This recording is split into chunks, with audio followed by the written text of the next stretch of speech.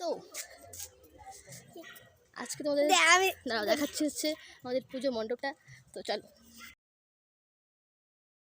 টিং টিং টিং।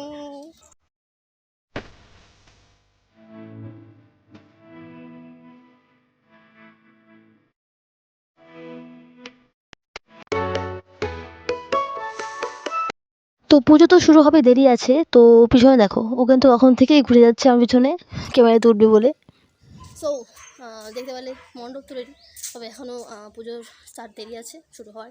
তো ঠিক আছে, দেখে থাকো এবং ভালো লাগলে তো পাশে থাকো আর দেখে থাকো, সঙ্গে থেকো। দেখাচ্ছি, দেখতে পাচ্ছ যে মুখে টুকে এখন হলুদ টুলুদ দিয়ে রেখেছি। তো এখন স্নান টান করবো। যেমনটা ছোটোবেলা থেকে আমরা নিয়ম করে আসছি যে সরস্বতী পুজো মানে কিন্তু হলুদ দিয়ে স্নান করা সকালবেলা, তো সেটাই আর কি করবো এখন।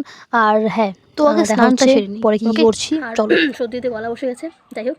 তো সারাদিন কী হচ্ছে না হচ্ছে দেখাবো আর দেখতে থাকো। আর হ্যাঁ, ব্লগটা কেমন লাগছে অবশ্যই জানিও, খারাপ লাগলেও জানিও, ঠিক আছে? তো দেখা যাচ্ছে।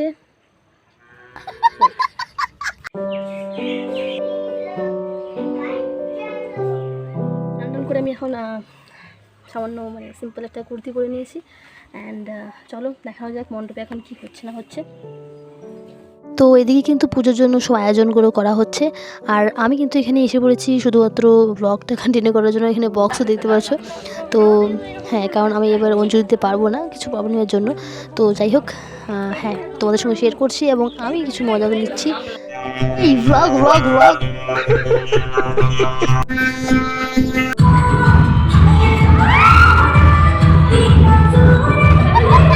ব্যাপারটা হচ্ছে যে আমি যেহেতু ব্লগ করছি, তো ওরা খুবই খুশি এবং আমাকে অনেকটা সাপোর্ট করছে এবং মজা করছে এবং সত্যি আমি উপভোগ করছি।